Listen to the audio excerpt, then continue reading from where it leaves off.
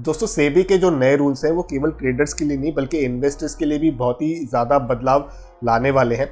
इस वीडियो के अंदर मैं पूरी तरह से सिंप्लीफाई करूँगा कि आखिर ये सेबी के नए रूल्स क्यों आए हैं, इससे किसका फ़ायदा होने वाला है और यहाँ पर क्या बदलाव हमें देखने को मिलेगा। और इस वीडियो को मैं पूरी तरह से एक कॉमन मैन के लैंग्वेज में समझाने की कोशिश करूँगा ताकि आप और मेरे जैसे लोगों को ये जो सारे रूल्स हैं, ये जो सारी बातें वो क्लियरली समझ में आनी चाहिए और आखिर हमें ये पता चलना चाहिए कि इससे इम्पैक्ट क्या होने वाला है, इससे हमें अपने कामकाज करने का जो तरीका है शेयर बाज़ार के अंदर उसमें क्या बदलाव लेके आना पड़ेगा। तो आइए मिलकर सीखते हैं।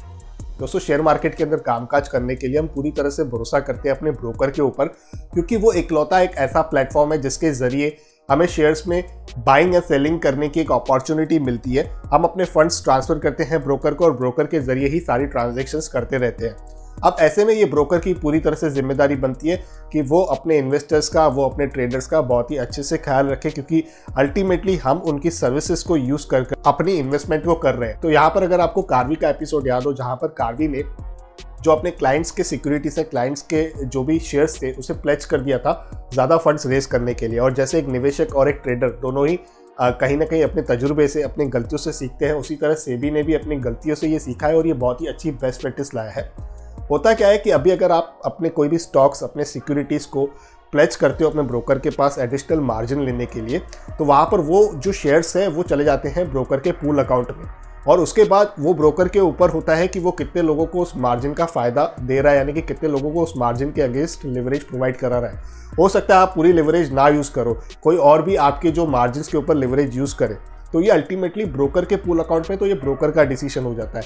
लेकिन अब सेबी का जो ये नया रूल है उसमें ऐसा बिल्कुल नहीं चलेगा। अब इस नए प्लेज सिस्टम में ब्रोकर को एक अलग से अकाउंट खोलना पड़ेगा जिसका नाम होगा TMCM client securities margin pledge account. अब इसी अकाउंट के अंदर जो आपके शेयर्स रहेंगे, अगर आपको प्लेज करने हैं तो वो आप रख सकते हो इसी अकाउंट के अंदर। अब इसके दो मुख्य फायदे हैं। एक तो आपके जो ये सिक्योरिटी से, आपके जो शेयर से आपने प्लेज करा रखे थे पहले ब्रोकर के पूल अकाउंट में चले जाते थे, और अभी क्योंकि आपका अपना एक अलग से प्लेज अकाउंट ओपन हुआ है तो ये अभी आपके डीमैट अकाउंट से कहीं ना कहीं लिंक होंगे। इसका अभी ब्रोकर जो है आपके सिक्योरिटीज़ का बिल्कुल भी मिसयूज़ नहीं कर पाएगा, तो ये एक सिक्योरिटी प्रोस्पेक्टिव से बहुत ही अच्छी बात है। दूसरा जो फ़ायदा है वो है कॉर्पोरेट एक्शंस को लेकर, जहाँ पर डिविडेंड वगैरह मिलते थे तो पहले अगर ब्रोकर के पूल अकाउंट में होता था तो डिविडेंड नहीं मिल पाते थे वहाँ पर, क्योंकि वो सिक्योरिटीज़ आपकी प्लेज होती थी। अभी क्योंकि आपके अकाउंट में टैग्ड है, आपके ही अलग से प्लेज अकाउंट के अंदर आपकी सिक्योरिटीज पड़ी हुई है, तो उसका भी फायदा आपको बहुत ही अच्छे से होने वाला है। अगर कोई भी कॉर्पोरेट एक्शन होता है, जैसे डिविडेंड अनाउंस होता है, अगर आपके शेयर्स प्लेज्ड है तो आपको उसका फायदा दिया जाएगा। आपका जो डिविडेंड्स है वो आपके बैंक अकाउंट में ज़रूर आएंगे। और देखिए हर रूल के कुछ फ़ायदे होते हैं, कुछ नुकसान होते हैं, उसी तरह से इस रूल के भी कुछ नुकसान भी हैं। यहाँ पर अगर आप कोई शेयर्स मान लीजिए बाय करते हो मंडे को 1 लाख रुपए के शेयर्स, तो आप उसे इमीडिएटली बेच नहीं सकते जब तक वो आपके डीमेट अकाउंट में नहीं आते। और डीमेट अकाउंट में आने का जो रूल है वो T+2 डेज़ का रहता है। जैसे ही T+2 डेज़ हो जाते हैं उसके बाद ही आपके डीमेट अकाउंट में आ जाते हैं, उसके बाद ही आप इन स्टॉक्स को बेच सकते हो। और इसका जो दूसरा नुकसान है वो ये है कि अगर आपके डीमेट अकाउंट में कोई शेयर्स पड़े हैं, मान लीजिए उदाहरण के तौर पर रिलायंस इंडस्ट्रीज जो 1 लाख रुपए की वैल्यू रखते हैं, उसको जैसे आपने बेचा और आपने ये सोचा कि मुझे HDFC बैंक के शेयर्स खरीदने उसके बदले, तो ऐसा नहीं होगा, क्योंकि ये फंड्स भी आने में जो टाइम लगता है T+2 डेज़ का, उसके बाद ही आप उन फंड्स के उपयोग करके कोई दूसरे कंपनी के शेयर्स ले सकते हो। अब यहाँ पर क्या होगा कि अगर आपने रिलायंस को बेचा है और आपको HDFC बैंक खरीदना है तो उतने पैसे आपके अकाउंट में होने चाहिए जितनी मार्केट वैल्यू HDFC बैंक की ठहर रही है जब आप उसको खरीद रहे हो। तो पहले ऐसा होता था कि आपने अगर किसी कंपनी का शेयर बेच दिया तो उस फंड्स के अगेंस्ट आपको ब्रोकर वो सुविधा दे देता था कि आप किसी दूसरे कंपनी में अगर आपको इन्वेस्ट करना है तो उसी फंड्स को यूज़ कर आप कर सकते हो। लेकिन अभी क्योंकि डीमेट इन डीमेट आउट है तो उसके हिसाब से जब तक आपके डीमेट से ये शेयर्स निकल नहीं जाते और पैसा आपके अकाउंट में नहीं आ जाता है तब तक आप उन पैसों को यूटिलाइज करके दूसरी कंपनी का शेयर नहीं खरीद सकते हो। और कहीं ना कहीं मुझे लगता है ये सेबी का रूल जो है बहुत ही अच्छा रूल है, इन्वेस्टर्स के फेवर में है। यहाँ पर आज के दिन में हम देख रहे हैं काफ़ी डिस्काउंट ब्रोकर्स आ रहे हैं, बहुत ही तेज़ी से नए नए ब्रोकर्स आ रहे हैं और नए नए क्लाइंट्स को एक्वायर भी कर रहे हैं। तो यहाँ पर होता क्या, अगर ब्रोकर के पूल अकाउंट में आपके सिक्योरिटीज या शेयर्स पड़े हैं और अगर वो मिसयूज़ करता है उसके बाद वो ब्रोकर भाग जाता है, तो ऐसे में आपकी जो रिस्क है वो केवल 25 लाख रुपए तक ही कवर होती है NSE के प्रोटेक्शन फंड के हिसाब से। अब 25 लाख का ये मान लीजिए आप एक इंश्योरेंस होता है, लेकिन इसमें भी एक चीज़ ये होती है, आपका जो एक्चुअल लॉस है या तो 25 lakh which ever is lower, उस हिसाब का ये रूल होता है।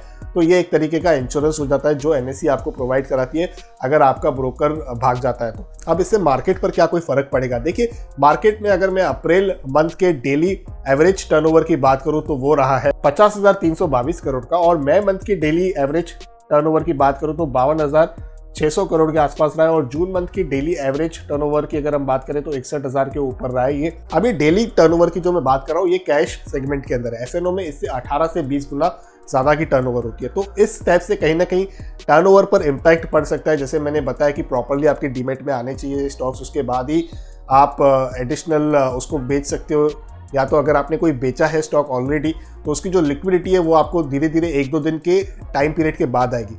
तो इस टर्नओवर पे कहीं ना कहीं मुझे इम्पैक्ट आता हुआ दिखता है। उसके ऊपर जो सिक्योरिटी ट्रांजैक्शन टैक्स है उसके ऊपर भी इम्पैक्ट पड़ेगा।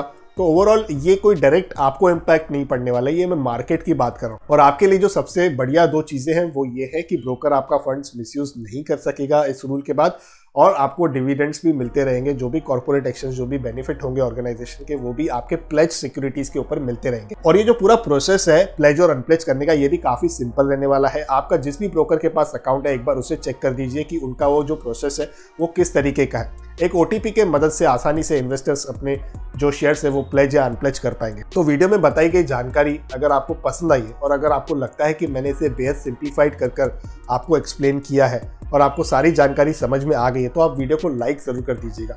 और अगर आपको लगता है कि इस जानकारी से किसी और का भी फायदा हो सकता है तो इस वीडियो को शेयर ज़रूर कीजिए। आप चैनल पर पहली बार हो तो सब्सक्राइब का बटन ज़रूर दबाइए जो बिल्कुल फ्री है। बेल आइकन को दबाइए ताकि हम और आप मिल सके एक और इंटरेस्टिंग टॉपिक के साथ किसी और दूसरे वीडियो में। इस वीडियो में बस इतना ही। अपने हेल्थ का और अपने वेल्थ का ज़रूर अच्छे से ख्याल रखिएगा।